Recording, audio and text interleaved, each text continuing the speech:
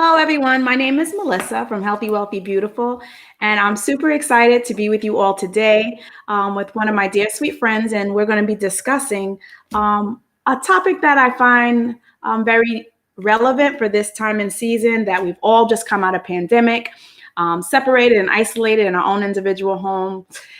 So today we're just going to be talking about the importance of connections and having specifically your girlfriends. So without further ado, I just want to introduce my special guest. Let's see if I can get her on here. There Hi, she everybody. is. This is my dear sweet friend Celeste. Celeste, why don't you just take a moment to introduce everyone? Maybe you could tell them how we met and how Wow. we've known each other. Well, this is super exciting. How did we meet? Wow, I believe we were 10 years old. I believe, well, let me start by saying who I am again. My name is Celeste, as she mentioned. I'm from originally born and raised in New York City, Queens to be exact.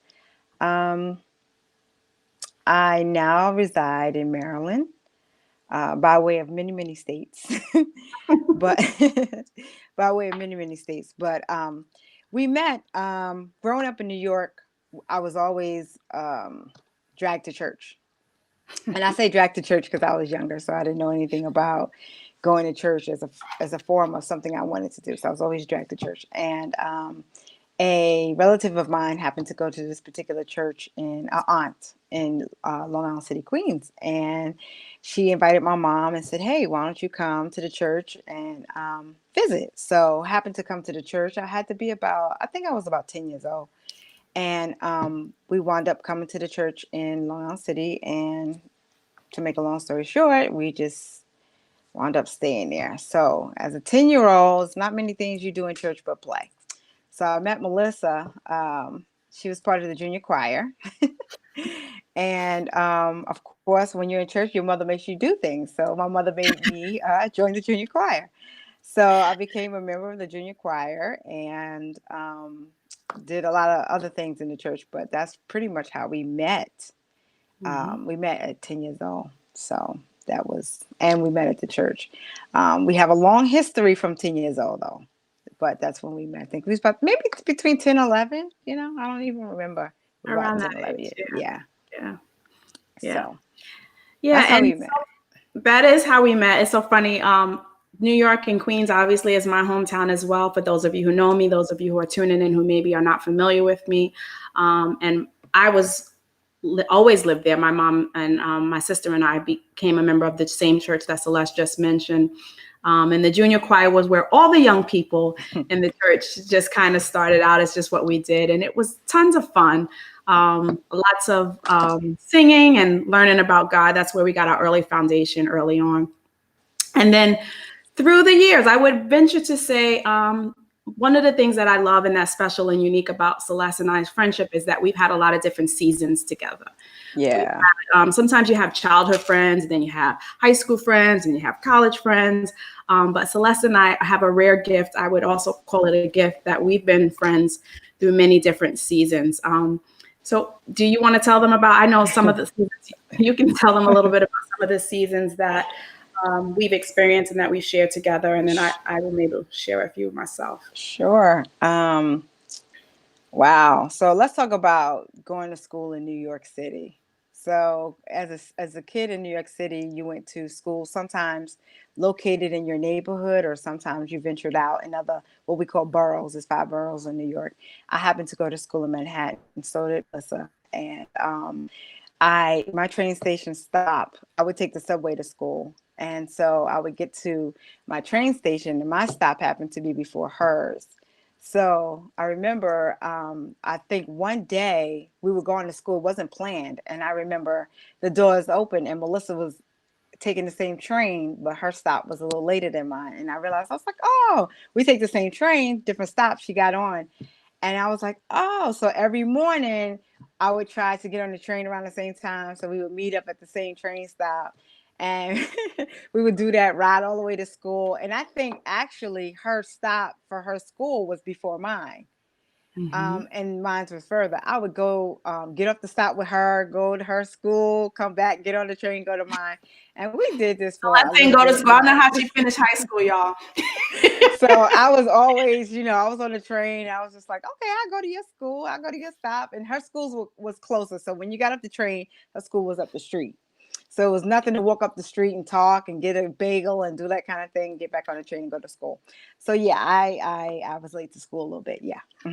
And then I also remember as a teenager in New York City, I don't know what they call it now, but skip school, cut school. Yeah, every now and again we would meet on a subway train and we would say, "You want to go to school?" And I would say no, and she would say no. I would say, "Did you want to go to school?" So we wind up saying no and wait for the trains to go by, go down the steps and leave, go get some lunch, and go home to watch All My Children. We would get some Chinese food. We would watch All My Children. And this is one thing that we learned. We learned what time her mom came home. Yeah. Because her mom came home at a certain time. So we would make sure that we had the house clean, everything put back in place, and we would leave and act like and go wherever we had to go back home to be home at the certain time that we would normally be home. So her mother wouldn't figure out because her mom probably would tell my mom and that wouldn't be cool. So yeah, so we cut school together. It wasn't often, but it was every now and again. We did that. We was, watching soaps or whatever young girls do, whatever. We was getting our nails, hair, whatever. But I remember that being something that we would do occasionally, cut school instead of getting on the subway going to school. Then I also remember as a teenager, I wanted a summer job. And it was in Long Island City that I went and applied for a Wendy's job. As a teenager, you wanted a job. No, wait a minute. Everybody worked in fast food, right? Hold on. I think we worked at the airport first. I think we worked at the airport first. Yeah. Wait. So Les and I had a rare thing that we worked about 3 jobs literally together. Yeah, I think So I think it was the airport first. It wasn't Wendy's first. It was the airport first. And so we were in we were out to food on air flights. That's when they served. So we worked for Pan Am. If y'all can remember Pan Am, how long ago that was, we worked for Pan Am and we worked in a dietary section where they do food, and because that's where they hire teenagers, right? So we worked on the belt, the tray line. They called it the tray line. And Melissa was on one side of the tray line and I was on the other side of the tray line. But we each had that one item that we had to put on the tray line. So you knew if somebody was lunching, the tray would go around the belt and you would see the item missing. And it was like, what are you doing? So a lot of times my items would be missing. And it was crazy because we had to be at the airport at like 5 a.m. or something crazy, some ungodly hour. 5 a.m. in the morning. So literally Celeste would just stay over my house because neither one of our moms wanted us to it was like 2 trains and a bus. Yes. It was like not an easy feat to get to this job at all. We probably were making like $5 an hour, but we had honest jobs. We were making a living and it was fun. And from there, I think we went on to go to Wendy's and we worked at Wendy's together for several years over in Woodside and Sunnyside. And then eventually I left Wendy's. Life took me on a different path. And so I stayed there. You went to management from there. Well, actually, I went to management when I graduated school. Oh, that's right. I left Wendy's and came back. Mm-hmm. That's right. I needed some income. Yeah. A few years, I don't even know. Like it's so funny. It all seems so clear. Like in segments, I can recall what we did, but what came first and what came next, I really don't know. But I know that we went on to go to college. So y'all, we did graduate high school. Okay, high school cutting up. We did go on to go to college, and still managed to stay friends. And that's kind of what the important thing is that we're talking about on this thing. My testimony is that I've always felt that Celeste is one of those people that we could not speak for 2 and 3, 4 weeks. But then when we did speak, it just picked up like right where it was never any type of anything with us. It was just kind of always a natural fall right back in. And I mean, talk about different seasons. We're talking about high Oh school, wow. jobs, this and that. We even went through seasons where we were like obsessed, if you will, or in love with the same music. Oh yeah.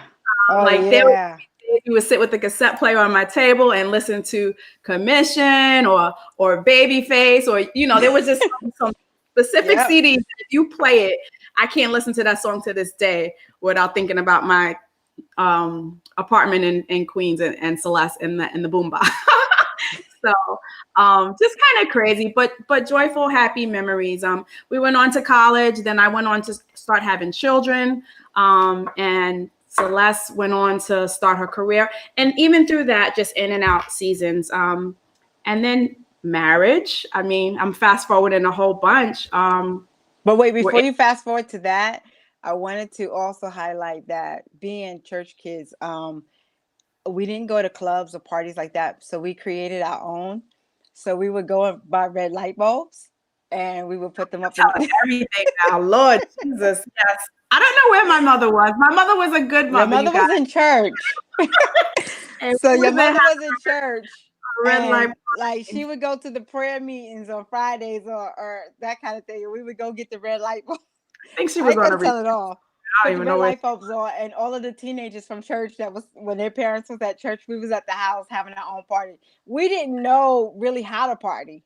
We just got a red light bulb, put it on the boom box, put on Dance, music, dance the and night away. dance. And then it was just like, wow, wasn't that the bomb? Like we was doing something.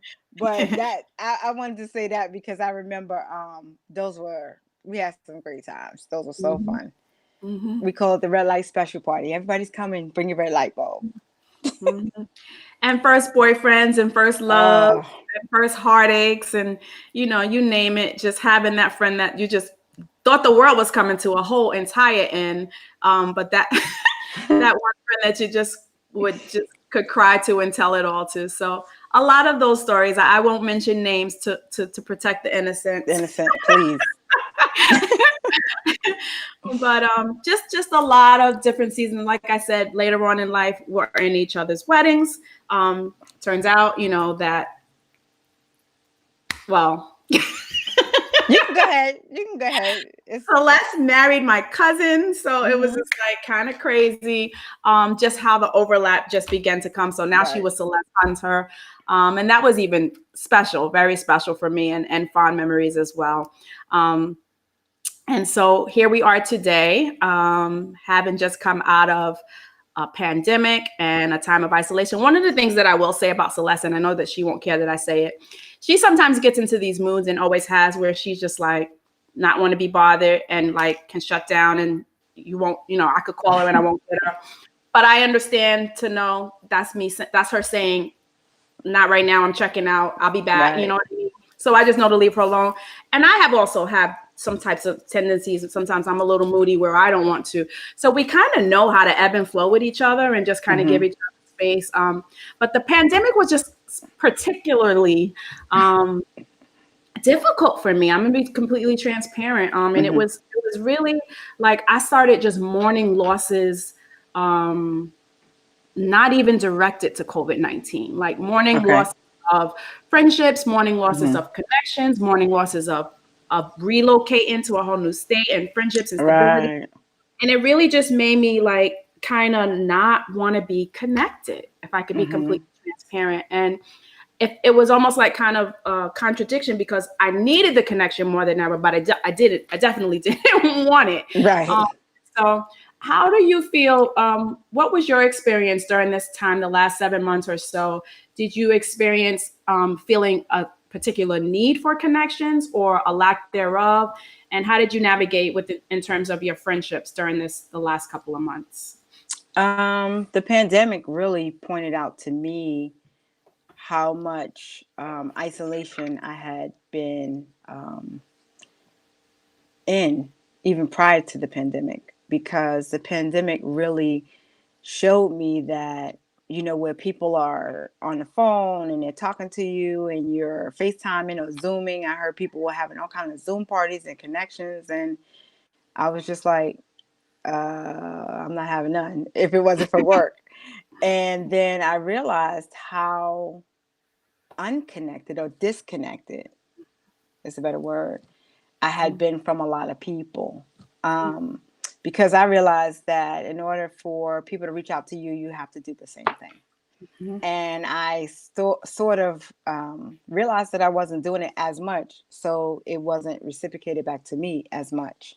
I mean, people did call. I'm not saying that, but I realized that I really was isolated prior to the pandemic, and the pandemic brought it out a little bit more.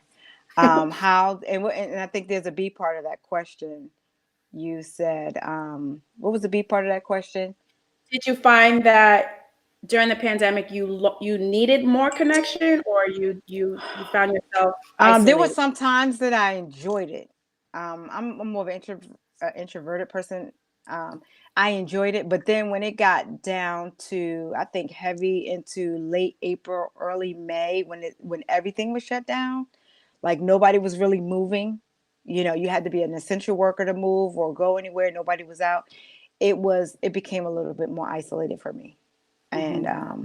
more than usual. Because at least if I was home and I was okay, I can go somewhere if I wanted to. But everything was shut down. There was no stores open, so it really became a little bit hard. But every now and again, I would say this is too much.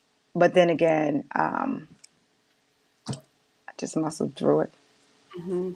It's funny because it was like so I have like this love hate thing going on right now with social media. Ugh, Um, so we're also connected, yeah, yet we're not. right, You can be anyone you want to be on Facebook and Instagram. So a lot of times the person who you think you're connecting with is a fraud. So that's a whole nother thing. And it's just become very pretentious for me. But that is like kind of the new way of connecting with people. And mm-hmm. so I noticed that there's a meme going around now that says, if it's textable, why are you calling me? Like, don't, don't call me. And that has become my man. Like, I live by that seriously. And I said, my God, Melissa, what's going on with you? You've been like, I'm a connector. I'm Right, naturally, I had been prior to this whole right. thing. But like intrinsically, I didn't just don't want to talk to anyone lately as a result of this. But like I said, I also knew that, and this is when I reached out to Celeste to ask her if she'd have this talk with me, the importance of it. So But I, yeah, that I, brings. I just want to add something to that. 2020, well, I would say this pandemic. I think this pandemic has brought out a lot of emotions that probably we wouldn't have had felt prior to this. There's been a lot Mhm, of grief, death, just in the air. mhm, People that we know lost people. If we mhm, didn't lose people directly, people getting sick, people, and social media for me became a mortuary because everybody on there was dying. So it was like every other person that I looked on their page, they had a death. So I think in general, it brought out a lot of emotions that we wouldn't have never experienced prior to this. And it's been hard. So I think that anything that we started to feel could have been a reaction of it, or also just could have brought out, um, it could have just made it more, illuminated it a little bit more in our day to day. I totally agree with that. It's just been like a whirlwind of emotions. Yes, yes. Like I Just remember during really. the pandemic for no reason. Like I didn't have, thank God, I didn't have anybody that fell deathly ill to the virus. But I remember one day I was in the house, and it was when I think, we were both from New York City. So, we were up with the news. We still have family in New York City, but it was at that time when there was a lot of deaths, and it was just overwhelming. And it was people that I didn't know personally per se, but it was just really, I was feeling grief. I Yeah. was feeling grief for no reason. Well, I can't say no reason, but the pandemic brought that, and it kind of like put you in a different kind of space, Hmm. you know so Totally. I totally agree with that. So my next question, let's see, is how important do you feel it is to maintain connections and friendships throughout your lifetime? I know that before you answer the question, some people say that the older you get, the less connections you have, or the less good friends you'll have, or the less, you even use the word my good friend because people just tend to have associates. Um, but I also believe that's what some people believe, and sometimes I kind of can see where they might say that. I also believe that if you can carry a friend from here to there, then that's someone that you honestly don't want to lose. So, what do you think? How important is it to maintain connections and friendships? Um, You have some connections. well, if you know my house and my electronics, yeah, it's always ringing. I think it's very important to maintain um, connections because they're rare. It says friendships, so that's not just connections, but friendships, because they're rare today. Mhm. Genuine friendships, because I feel that you have to have somebody in your life that you can have a no judgment zone. Mhm. A place where you can just be totally naked, and not literally but figuratively. Sorry. Okay, but right, but somebody who you could just say, you know what, today is, I'm feeling this way, I got this on my mind, no matter how crazy it is, no matter if I said it 3 times, or you just have to have somebody, no judgment zone. So I think when you have connections like that, you should not only maintain them, but you should also nurture them. Mhm. And nurture them meaning that you check up on each other, because life happens, so you have things going on, everybody has things going on different, and you're not always on the phone 24/7. But when you catch up, that you nurture, and it's not all about you or me. We always say, hey, this is what's going on, but hey, how's your world, what's going on in your world, how's this going, so you connect both ways. So I think maintaining it's like maintenance. You do maintenance on your friendships. You nurture them. If you see something funny, like that will get them going, or whatever it is that they're into, I mean, in the day of technology, you send it to them. Hey, this was hilarious, because I'm forever forwarding something off of social media that cracks Definitely me is. up. She's the queen of the dumb memes. I'm like, why are you Yes. sending me this nonsense? So I will crack up, and I'll send it, and I'm just like, it makes me laugh. So we have a lot of. So I do that a lot. So I think maintaining is also nurturing. So you do maintenance on your Mhm. friendships. Mhm. That's the importance. Is there a difference between sister friends for you, and friends of the opposite sex per se? Is Oh, there okay. something distinctly different than having your female friend? Because so you've been married. Hmm. I am currently married, and obviously your spouse becomes your closest friend. But and I have experienced in the past having some of my friends get married, and then it becomes a situation where the friendship kind of naturally, Progress. changes a little bit. The Hmm. dynamics of it change. But I found in this time that I have been married that it is still important to maintain my sister friendship. What are your thoughts on that? Um, Men, first of all, do not want to hear us run our mouths all day. Ain't that the truth? They're like, yeah, yeah, yeah. And you want to say it again. You said it yesterday. You want to say it again. Or And they're it's like, so what is your problem? I don't even know what right. you're It's talking like, about didn't you here. say that already? Didn't you tell me about those shoes? And now you're telling me it's on sale. Girl, those shoes is on sale. I saw last week. Really? The kind of conversations that we have and the connection that we can have as friends, girlfriends. Men, they don't have the kind of, they want to fix everything. They want you to get to the point, say what you got to say, fix everything, so I think that having that friendship is still healthy, because a lot of times, sometimes when people not only get married, but even before marriage, get into Just relationships with dating. men, dating, and sometimes can forget that they had friends. Not that they don't need to spend time with the person in their They life. boot up and so in They love. get booed up, so in love, and they actually forget that you exist. Some people like that. And then you have to understand that you need a balance. You need to have the balance. So I think that that's important too, because actually, and even sometimes they don't understand. They won't understand. Like, okay, so we're emotional too, you know.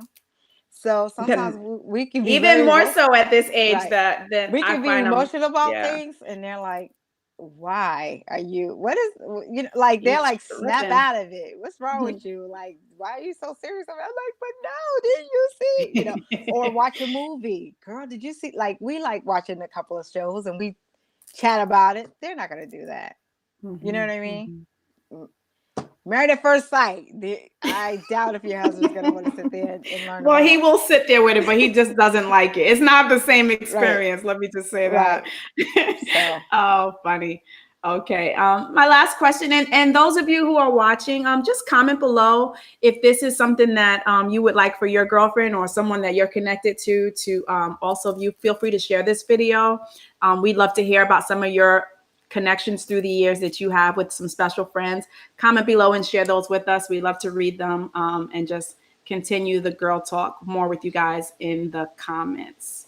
So the last question, Celeste, for you yes. is, do you feel that there is a connection between friendships and well-being or mental health? Wow. I have some thoughts on Absolutely. that, but I'll let you start. Yeah, Yes. absolutely. Just to have a transparent moment here. Well, you said friendships, but Whatever trying to think. connections, Yeah, I know. I'm trying to think. Being in this pandemic, being isolated in this sense, prior to this, we were able to connect with people physically, right? A hug, a holding, or whatever it was, and we had more physical touch. Mhm. Although that is not my number one love language, physical touch. But the absence of the physical touch in this isolated pandemic has become illuminated. Like, you know, it's like when you say, okay, I got one, you wouldn't know about coffee. So I'm not gonna use coffee for an example. Let's say you want to say I'm gonna cut out sugar. The day you cut out sugar, the day you say I'm not gonna have the cookies or whatever it is, you want more sugar. You got a sweet tooth like nobody's business. So it's like the pandemic has drawn back people's connection physically. So the more that it's been that way, the more I desire physical touch. Mhm. So I think your Yeah, I even question saw people was post when church opens back up, they're gonna be hugging hugging everybody. it. Yeah, Church opens back up, So yeah, and that's hugging is good for your mental health. mhm. That is one part, and Physical hugging. touch, period. Yes. Yeah. So I think that that's one of the reasons why I would say um is yeah, because I Mhm. mean, let's say for instance, a person who doesn't have a computer where they can do a Zoom or FaceTime or something like that where they can see the person, they're just talking. I mean, the isolation alone is a lot to Mhm. people's mental health. So Mhm. I think that we're doing the best that we can in this pandemic. I mean, we're Mhm. not flying on a plane and going to see our loved ones, you know what I mean, and our Mhm. friends. So Mhm. right now, this is what we have. But just imagine those who don't have that. Mhm. So we're doing the best that we can, but I definitely believe that it's been hard on our mental health. Yeah. I mean, you even think of the babies in the hospital that thrive more I when they're know. hugged and when they're held. So the importance of just connection, physical connection and touch is without question. You can't argue that it's necessary for us as human beings. But I was also even thinking it in terms of, you know, as you are navigating losses and difficult seasons and different things, and this is one of the things that I kind of really stewed over during the last couple of months. Um, and you're doing it alone in your own head, um, without any accountability of a friend or a loved one to say, hey girl, you've been here a little too long. I'm gonna need you to snap out. I can't meet you for coffee, maybe in person, but let's get on a video chat. Let's get on Duo or FaceTime or whatever it may be, and just touch base. And to be honest, like for me, even when I am when I have been in my season of I don't want to be bothered, so to speak, or I just needed to be alone. I'll say it that way. It wasn't that I didn't want to be bothered. It was that I just needed to sit with how I was feeling. Even those people who reached out to me, whether I responded or not, it still brought it brought feelings of well-being for me. You know what I mean? Just to know that I was being thought of. So I do That was think, good. yes, I mean, yeah. I do think that it's important. That the whole cliches, no man is an island. Like, we really can't exist through this world, especially through difficult seasons and trials and tribulations, alone. Right. So it's been a blessing. I can say this here without being cheesy, to have a friend. No, seriously, that I can just be completely transparent with, and share my hurts with, and share my whatever with, and share my joy with, that genuinely is just like, girl, I'm here with you. You know what I'm saying? Laugh with me when I'm laughing, cry with me when I'm crying, or just listen sometimes when I don't want to hear nothing. It's been just really a blessing, and I'm very grateful for our connection and for our friendship. So I just wanted to say that. Yeah, and I want to say, there's been no drama. You know what I enjoyed? The fact when you can have a friend where there's no drama and no competition. I think a lot of times in female relationships, there is a little bit of competition. What are you doing? I got to do it better. Oh, you did this. I got to do 3 more of that. We've always, because I got to say this, we've always pushed each other. Because let me just tell you this, Melissa has been in so many kind of business ventures and always been a businesswoman. And she would be like, come on, I got this. And I'd be like, girl, you got it. You going. Just tell me how much it costs and I'll give you the money. But I ain't selling it. I ain't buying it. But no, and it's never been like, oh my gosh, she got this business I don't. It's never been competition. It's never been a sense of jealousy. There's never been, oh my God, you got the. It's never been that. It's been very, very genuine. And that has been, because when you feel like you got to compete with somebody, that's horrible. And there's no reason. You push each other and you want the best for each other. And it's always been like that. And it's just like, girl, you going to try that? Well, let me know. Cause I know you're going to be, I always would say the kids that come to school and they sell, the parents that come to work and they got their kids selling candy or fruit or whatever. And it's like, if you can sell 4, Melissa would be like, if you can sell 3, Melissa, how much is 3? How much is 3? I want to give you the money for 3, and we got you. I got you. I'm your supporter number 1. Whatever venture you're doing this week, I got you. and she's always been like that. But I'm grateful for the friendship and the no competition, no drama. That's been, and when you can have that is something genuine like that. I think you should treasure it. Absolutely. I think you should treasure it. Absolutely. Awesome. Thank you, Celeste, for being my special guest on this video. It's been a pleasure talking about friendships and connections with you. And I hope that you guys, all that are watching it, got some value out of this. Maybe you could connect with what our stories. Maybe you have a similar friendship. Again, we'd love to hear your experience in the comments below. Thank you so much for watching, and we look forward to sharing some future girl chats here on this channel. So stay tuned for that. And y'all stay connected. It's important. Yes, stay connected. Take care. Thank you. Bye-bye. Bye-bye.